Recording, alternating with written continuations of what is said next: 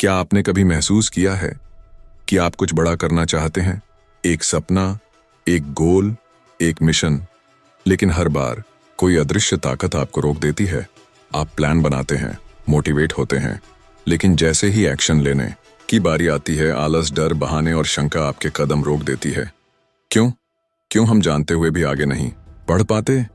Steven प्रेसफील्ड इसे कहते हैं रेजिस्टेंस। एक ऐसा दुश्मन जो हमारे अंदर ही छुपा है। वो रेजिस्टेंस जो हर उस इंसान के सामने आता है जिसने कुछ अलग, कुछ बड़ा करने की ठानी है। और यकीन मानिए, ये रेजिस्टेंस सिर्फ आपके अंदर नहीं है, ये हम सभी के अंदर है। क्या आपने कभी नोटिस किया है? आप नई आदत डालना चाहते हैं और अगले दिन भूल जाते हैं। आप नई शुरुआत करना चाहते हैं, लेकिन डर आपको रोक देता है। आप खुद को बदलना चाहते हैं, लेकिन बहाने आपका पीछा नहीं छोड़ते। ये सब इत्तेफाक नहीं है, ये एक अदृश्य जंग है, द वॉर ऑफ आर्ट। ये जंग आपकी क्रिएटिविटी, आपके गोल्स और आपके सपनों के बीच लड़ी जाती है। और सबसे खतरनाक बात, इस जंग का सबसे बड़ा दुश्मन आप खुद हैं। इस वीडियो में हम जानेंगे रेजिस्टेंस असल में क्या है, ये कैसे हमारी लाइफ को चुपचाप बर्बाद कर रहा है, और सबसे जरूरी, हम इस जंग को जीतें कैसे। अगर आप अपनी लाइफ में फंसे हुए हैं, आगे बढ़ना चाहते हैं लेकिन हर बार गिरते हैं, तो यकीन मानिए ये वीडियो आपकी आंखें खोल देगी। अब तय कर लीजिए, क्या आप इस रेजिस्टेंस से हार मानेंगे या इस जंग को जीतकर अपनी जिंदगी को नया मोड़ देंगे। चलिए इस जंग की शुरुआत करते हैं। चैप्टर 1, रेजिस्टेंस, हमारी सबसे बड़ी रुकावट। हर इंसान के अंदर एक सपना होता है। कोई किताब लिखना चाहता है, कोई फिट रहना चाहता है, कोई बिजनेस शुरू करना चाहता है, कोई आर्ट बनाना चाहता है, कोई अपने गोल्स पूरे करना चाहता है। लेकिन क्यों ऐसा होता है कि लाख कोशिशों के बावजूद हम आगे नहीं बढ़ पाते? क्यों हर बार जब हम कुछ बड़ा करना चाहते हैं, कोई ना कोई रुकावट सामने आ जाती है? स्टीवन प्रेसफील्ड इस सवाल का जवाब एक शब्द में देते हैं, रेजिस्टेंस। रेजिस्टेंस क्या है? रेजिस्टेंस कोई बाहर की चीज नहीं है, ये आपके अंदर पैदा होती है। जैसे ही आप कोई नई शुरुआत करने की सोचते हैं, रेजिस्टेंस एक्टिव हो जाती है। ये वो ताकत है जो आपको रोकती है, आपको बहाने देती है, डर का एहसास कराती है, आलस और शंका से भर देती है। एग्जाम्पल लीजिए, आपने तय किया कि कल से सुबह जल्दी उठकर एक्सरसाइज करेंगे, लेकिन सुबह होते ही रेजिस्टेंस कहती है थोड़ा और सो लेते हैं, कल से पक्का शुरू करेंगे, और आपका सपना वहीं रुक जाता है। रेजिस्टेंस के लक्षण: प्रोक्रेस्टिनेशन, टालमटोल, डर, आत्मसंदेह, फालतू कामों में उलझना, खुद को कमजोर मानना, प्रेसफील्ड कहते हैं। रेजिस्टेंस की सबसे बड़ी पहचान यही है कि ये हमेशा तब आती है जब आप ग्रोथ करना चाहते हैं। एक गहरी बात, रेजिस्टेंस उतनी ही ताकतवर होगी जितनी बड़ी आपकी महत्वाकांक्षा होगी। अगर आपका सपना छोटा है, रेजिस्टेंस हल्की होगी, लेकिन अगर आप सच में कुछ बड़ा करना चाहते हैं तो रेजिस्टेंस पूरी ताकत से हमला करेगी। रेजिस्टेंस कब आती है? जब आप अपनी हेल्थ सुधारना चाहते हैं, जब आप कोई क्रिएटिव काम करना चाहते हैं, जब आप स्पिरिचुअली ग्रो करना चाहते हैं, जब आप डर के बावजूद कुछ हिम्मत वाला कदम उठाना चाहते हैं। यानी रेजिस्टेंस वही पहचान है कि आप कुछ सही कर रहे हैं। अगर रेजिस्टेंस नहीं आ रही है तो शायद आप अपने कंफर्ट जोन में हैं। सबसे बड़ा धोखा, रेजिस्टेंस आपको यकीन दिलाएगी कि आपकी बहानेबाजी सही है। वो कहेगी तुम अभी तैयार नहीं हो, थोड़ा और टाइम लो, परिस्थितियां सही नहीं हैं। लेकिन सच ये है कि रेजिस्टेंस हमेशा झूठ बोलती है। ये सिर्फ एक काम जानती है, आपको रोकना। चैप्टर 1 का संदेश, आपकी सबसे बड़ी दुश्मन कोई और नहीं है, ना हालात, ना लोग। आपकी सबसे बड़ी दुश्मन है आपके अंदर की रेजिस्टेंस। अगर आप इस रेजिस्टेंस को पहचान लेंगे तो आप आधी जंग जीत चुके हैं। क्लिफ हैंगर, अगले चैप्टर में तो अब सवाल है, इस दुश्मन को हराया कैसे जाए? कैसे बने एक ऐसा इंसान जो रेजिस्टेंस के आगे कभी ना झुके? यही हम जानेंगे अगले चैप्टर में। टर्निंग प्रो, कैसे बने professional warrior. Chapter 2, turning pro, professional कैसे बने। पहले चैप्टर में हमने जाना कि रेजिस्टेंस हमारी सबसे बड़ी दुश्मन है। अब सवाल उठता है, इसे हराए कैसे? स्टीवन प्रेसफील्ड का जवाब साफ है, आपको एमेचर से प्रोफेशनल बनना पड़ेगा। एमेचर बनाम प्रोफेशनल, फर्क क्या है? एमेचर यानी शौकिया इंसान, वो तब तक काम करता है जब तक उसे अच्छा लगता है। जैसे ही मुश्किल आती है या मन नहीं करता, वो रुक जाता है। उसके लिए उसका सपना बस एक ड्रीम होता है, कोई जिम्मेदारी नहीं। प्रोफेशनल यानी असली खिलाड़ी, वो हर दिन काम करता है, चाहे मूड हो या ना हो। उसके लिए उसका काम एक कमिटमेंट है। वो रेजिस्टेंस को पहचानता है और उसके खिलाफ लड़ता है हर रोज। प्रेसफील्ड कहते हैं, the amateur plays for fun, the professional plays for keeps. यानी एमेचर बस मजे के लिए खेलता है, जबकि प्रोफेशनल जीत के लिए खेलता है। प्रो की आदतें, डिसिप्लिन। प्रो हर दिन तय वक्त पर काम शुरू करता है। वो मूड या इंस्पिरेशन का इंतजार नहीं करता। कमिटमेंट, प्रो अपने गोल्स को सीरियसली लेता है। वो जानता है कि यह सिर्फ उसका सपना नहीं, उसकी जिम्मेदारी है। डिटैचमेंट, प्रो रिजल्ट से खुद को जोड़ता नहीं। उसका फोकस सिर्फ काम करने पर होता है, रिजल्ट अपने आप आता है। क्या? Respect for the craft, pro अपने टैलेंट और काम को इज्जत देता है। वो सीखता रहता है, बेहतर बनता रहता है। एक दमदार उदाहरण सोचिए, एक राइटर की। एमेच्योर तब लिखता है जब उसे इंस्पिरेशन आती है, लेकिन प्रोफेशनल हर दिन सुबह 9 बजे लैपटॉप खोलकर बैठ जाता है, चाहे दिमाग में कुछ आए या ना आए। यही फर्क उसे बाकी दुनिया से अलग करता है। टर्निंग प्रो का असली मतलब, टर्निंग प्रो सिर्फ करियर या पैसे कमाने की बात नहीं है, ये एक माइंडसेट शिफ्ट है। जब आप तय कर लेते हैं कि अब मैं अपनी लाइफ को आधे अधूरे मन से नहीं जीऊंगा, जब आप तय कर लेते हैं कि मैं अब हर दिन अपनी जंग लड़ूंगा, तभी आप प्रो बनते हैं। स्टीवन प्रेसफील्ड लिखते हैं, resistance will hate you when U turn pro, but you'll start winning the war. Chapter 2 का संदेश, रेजिस्टेंस को हराने का कोई शॉर्टकट नहीं है, एक ही रास्ता है, प्रो बनो। हर दिन तैयार रहो, हर दिन अपनी लड़ाई लड़ो और हर दिन खुद को याद दिलाओ, ये मेरा सपना नहीं, मेरी जिम्मेदारी है। क्लिफ हैंगर अगले चैप्टर में। अब जब आप प्रो बनने के रास्ते पर हैं, सवाल उठता है, प्रो बनने के बाद क्या होता है? क्या जंग खत्म हो जाती है या असली जंग तभी शुरू होती है? आगे हम जानेंगे द आर्टिस्ट लाइफ, प्रो की असली कहानी। Chapter 3, the artist life, pro की असली कहानी। अब तक हमने जाना कि रेजिस्टेंस क्या है और उसे हराने के लिए कैसे प्रो बनना पड़ता है, लेकिन सवाल यह है, प्रो बनने के बाद क्या? स्टीवन प्रेसफील्ड बताते हैं, प्रो बनने का मतलब ये नहीं कि जंग खत्म हो गई। असल में प्रो बनने के बाद ही असली लड़ाई शुरू होती है। प्रो की असली जिंदगी कैसी होती है? प्रो हर दिन लड़ता है, हर सुबह वो फिर से रेजिस्टेंस के सामने खड़ा होता है। डर, शंका, आलस, ये सब हर दिन आते हैं, लेकिन फर्क ये है कि अब प्रो झुकता नहीं। वो जानता है कि ये रेजिस्टेंस कभी खत्म नहीं होगी, इसलिए वो इसे अपनी जिंदगी का हिस्सा मान लेता है और फिर भी आगे बढ़ता है। प्रो के 3 गोल्डन रूल्स। D1, कंसिस्टेंसी, हर दिन काम करना, कोई बहाना नहीं। 2, करेज, डर के बावजूद आगे बढ़ना, ये मानना कि डर होना नॉर्मल है।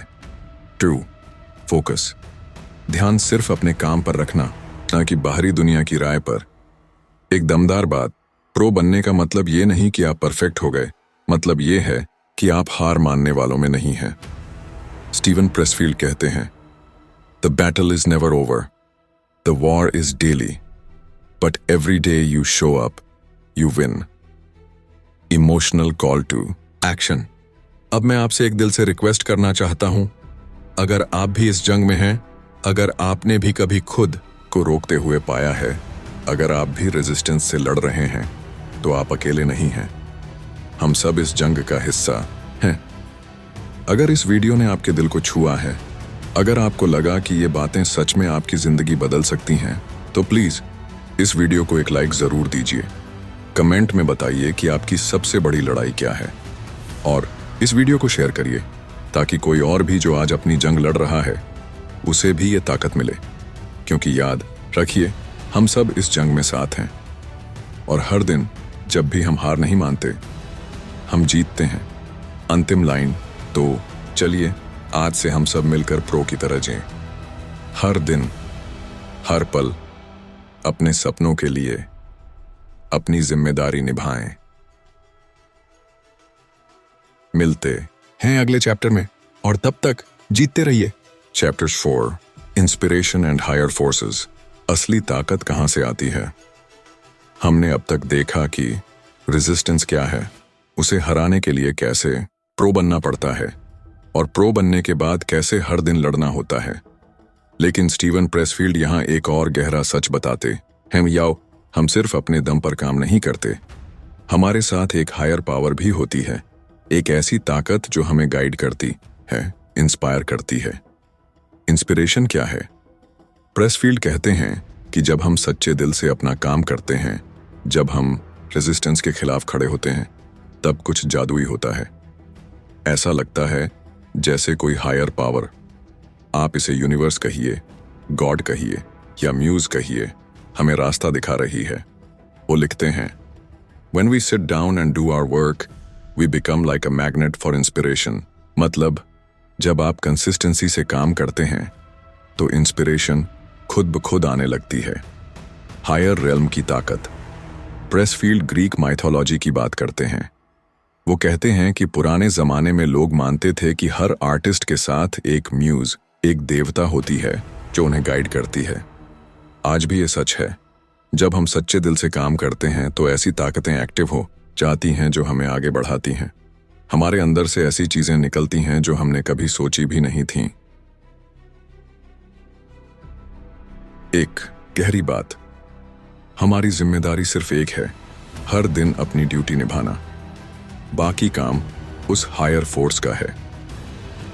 स्टीवन प्रेसफील्ड कहते हैं, the professional respects the mystery. He doesn't over-identify with his work or see himself as the source of his genius. He knows there's a higher power. Example, एक राइटर हर दिन बैठकर लिखता है। कई दिन उसे कुछ अच्छा नहीं सूझता, लेकिन कुछ दिन ऐसे होते हैं जब अचानक जादू हो जाता है, शब्द खुद ब खुद बहने लगते हैं।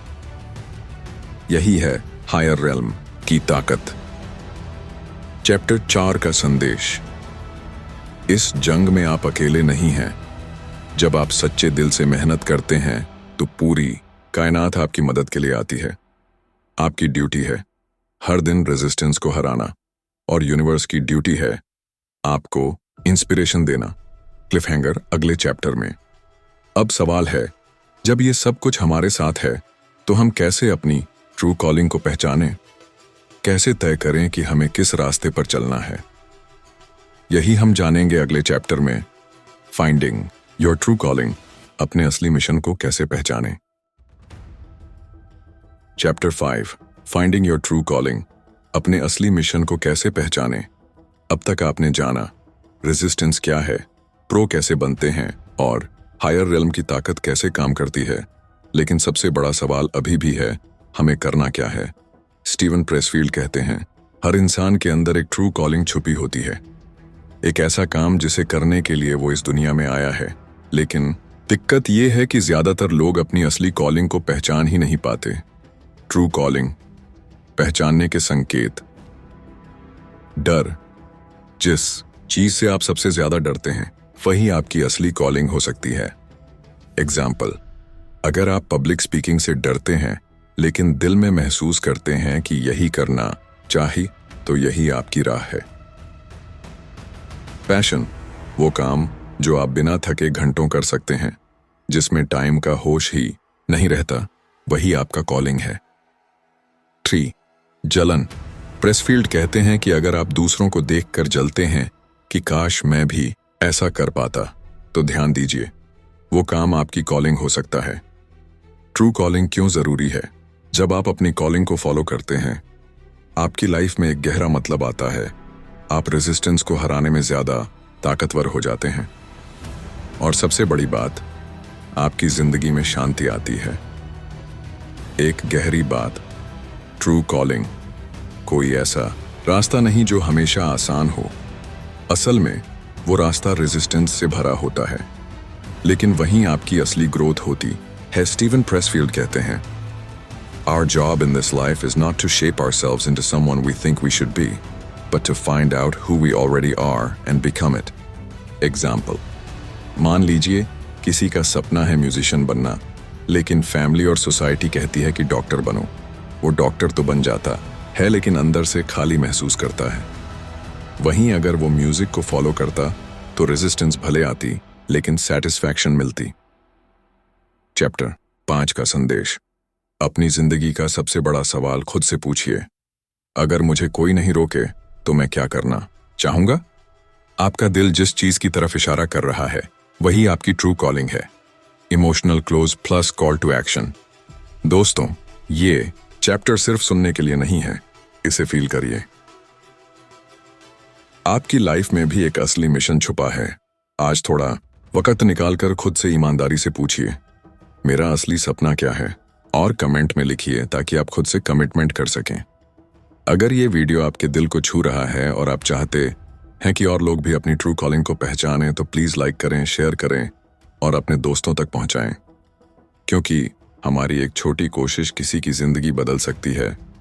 चैप्टर 6 द लॉन्ग गेम, सफलता की असली कहानी। अब तक आपने सीखा रेजिस्टेंस को हराना, प्रो बनना, हायर पावर से जुड़ना और अपनी ट्रू कॉलिंग पहचानना। लेकिन असली सवाल यह है, जब आप अपनी राह पकड़ लेते हैं तो आगे क्या? स्टीवन प्रेसफील्ड कहते हैं, अब शुरू होती है असली जंग, the long game. The long game क्या है? सक्सेस एक दिन या एक साल का खेल नहीं है, यह सालों साल की मेहनत का नतीजा होती है। द लॉन्ग गेम का मतलब है हर दिन अपने मिशन पर डटे रहना, चाहे रिजल्ट तुरंत दिखे या नहीं। प्रेसफील्ड लिखते हैं, the professional is prepared to work for a long time without applause, without recognition. मतलब असली प्रो तारीफ या बाहरी वैलिडेशन के लिए काम नहीं करता, वो इसलिए काम करता है क्योंकि उसे अपनी कॉलिंग पर भरोसा है। लॉन्ग गेम में क्या चुनौतियां आती हैं? बोरियत। जब रिजल्ट धीरे धीरे आते हैं तब अक्सर हम बोर हो जाते हैं, लेकिन प्रो जानता है कि बोरियत के पार ही असली ग्रोथ होती है। डाउट। कई बार लग सकता है कि क्या मैं सही कर रहा हूं? यही रेजिस्टेंस का नया रूप है। प्रो इस डाउट को भी हर दिन हराता है। क्यार्स। लोभ। शॉर्टकट्स बहुत आकर्षित करते हैं, लेकिन लॉन्ग गेम का असली खिलाड़ी जानता है कि शॉर्टकट्स असली जीत नहीं दिलाते। एग्जाम्पल, सोचिए एक ऑथर की जिसने अपनी पहली किताब लिखी, वो हिट नहीं हुई, फिर भी उसने हार नहीं मानी, सालों तक नई किताबें लिखता रहा। 9वीं किताब सुपरहिट हो गई, लोग उसे ओवरनाइट सक्सेस कहते हैं, लेकिन वो और उसकी लॉन्ग गेम जानते हैं। द लॉन्ग गेम का असली इनाम सेटिस्फैक्शन सिर्फ सक्सेस में नहीं है, सेटिस्फैक्शन कंसिस्टेंसी में है। जब आप सालों तक डटे रहते हैं तो आप खुद पर गर्व करना सीखते हैं, और सबसे जरूरी, आप अपनी हाईएस्ट पोटेंशियल तक पहुंचते। हाउस योर स्टीवन प्रेसफील्ड कहते हैं, in the end the true reward is not fame और money, it's becoming the person you are meant to be. और चैप्टर 6 का संदेश, द लॉन्ग गेम में जीतने के लिए आपको हर दिन छोटे छोटे कदम लेने हैं। यही छोटे कदम मिलकर आपकी बड़ी जीत बनाते हैं। याद रखिए, रास्ता लंबा है, लेकिन आप अकेले नहीं हैं। हर दिन जब आप हार नहीं मानते, आप जीत रहे हैं। Emotional call to action. अगर ये चैप्टर सुनकर आपके दिल में फिर से वो आग जल उठी है, अगर आप भी अपनी लॉन्ग गेम में डटे हुए हैं या डटने की तैयारी कर रहे हैं, तो प्लीज इस वीडियो को एक प्यार भरा लाइक दीजिए। कमेंट में बताइए आपका सबसे बड़ा लॉन्ग गेम क्या है, और इसे उन दोस्तों के साथ शेयर कीजिए जो अभी अपनी जंग लड़ रहे हैं, ताकि उन्हें भी ये ताकत मिले। हम सब इस सफर में साथ हैं, और याद रखिए, द लॉन्ग गेम ही असली गेम है। Chapter 7 the mystery of genius, genius बनने का रहस्य। जब हम किसी महान कलाकार, लेखक या लीडर को देखते हैं तो हमें लगता है ये तो जीनियस है, मैं ऐसा नहीं कर सकता। लेकिन स्टीवन प्रेसफील्ड इस भ्रम को तोड़ते हैं। वो कहते हैं, जीनियस कोई जादू या जन्मजात गिफ्ट नहीं है। असल में हर इंसान के अंदर एक इनर जीनियस छुपा होता है। फर्क बस इतना है कि कुछ लोग उसे बाहर लाने की हिम्मत करते हैं और कुछ लोग नहीं। जीनियस का असली मतलब प्रेसफील्ड कहते हैं, genius is the soul of the individual that rises up when we commit fully to our work. मतलब जीनियस तब पैदा होता है जब आप खुद को पूरी तरह अपने काम में झोंक देते हैं, जब आप अपने कंफर्ट जोन से बाहर निकलते हैं, जब आप हारने का डर छोड़कर बस देने पर फोकस करते हैं। जीनियस बनने के 3 रहस्य। 1. Total dedication. जीनियस बनने के लिए आपको अपने काम के प्रति 100% समर्पित होना पड़ता है। हाफ हार्टेड कोशिश से असली जादू नहीं निकलता। नो, ईगो छोड़ना। प्रेसफील्ड कहते हैं कि जब आप ईगो छोड़ते हैं और हायर पावर के लिए चैनल बनते हैं, तब जीनियस का काम निकलता है। आप खुद को सोर्स नहीं मानते, आप बस वाहक होते हैं। फेलियर को गले लगाना। हर जीनियस ने फेलियर का सामना किया है। फर्क बस इतना है कि उन्होंने हार मानने के बजाय सीखना चुना। एग्जाम्पल, थॉमस एडिसन ने बल्ब बनाने से पहले हजारों बार फेल किया। प्रेसफील्ड बताते हैं कि एडिसन जीनियस नहीं था क्योंकि वो सुपर इंटेलिजेंट था, वो जीनियस था क्योंकि उसने डटे रहकर अपना काम किया और कभी हार नहीं मानी। एक गहरी बात, जीनियस का मतलब ये नहीं कि आप हर बार महान काम करें। मतलब यह है कि आप हर दिन वो स्पेस तैयार करें जहां जीनियस प्रकट हो सके। स्टीवन प्रेसफील्ड कहते हैं, the muse is always watching, she will reward you when she knows you are ready. Chapter 7 का संदेश। हर इंसान के अंदर एक जीनियस है, आपके अंदर भी। उस जीनियस को जगाने का तरीका है हर दिन अपनी सीट पर बैठना, अपना काम करना और खुद को उस हायर पावर के हवाले कर देना। Emotional call to action. दोस्तों, ये चैप्टर सिर्फ सुनने के लिए नहीं है, ये आपके अंदर के जीनियस को जगाने के लिए है। अगर आप भी मानते हैं कि आप में कुछ खास है और आप उसे बाहर लाने के लिए तैयार हैं, तो इस वीडियो को लाइक जरूर करें। कमेंट में लिखिए आपका सबसे बड़ा सपना क्या है, ताकि हम सब मिलकर एक दूसरे को इंस्पायर कर सकें। और इसे शेयर करें उन दोस्तों के साथ जो अपनी ताकत को भूल बैठे हैं, ताकि उन्हें भी याद दिलाया जा सके कि वो भी जीनियस हैं। Chapter 8, the sacredness of work. काम ही पूजा क्यों है? हम अक्सर कहते हैं काम ही पूजा है, लेकिन क्या आपने कभी सोचा है कि ये लाइन इतनी गहरी क्यों है? स्टीवन प्रेसफील्ड इस चैप्टर में कहते हैं कि हमारा काम सिर्फ टास्क नहीं है, ये एक सेक्रेड एक्ट है, यानी एक पवित्र कर्म। जब हम पूरी निष्ठा और ईमानदारी से अपना काम करते हैं, तो हम यूनिवर्स के साथ जुड़ते हैं। काम की असली पवित्रता।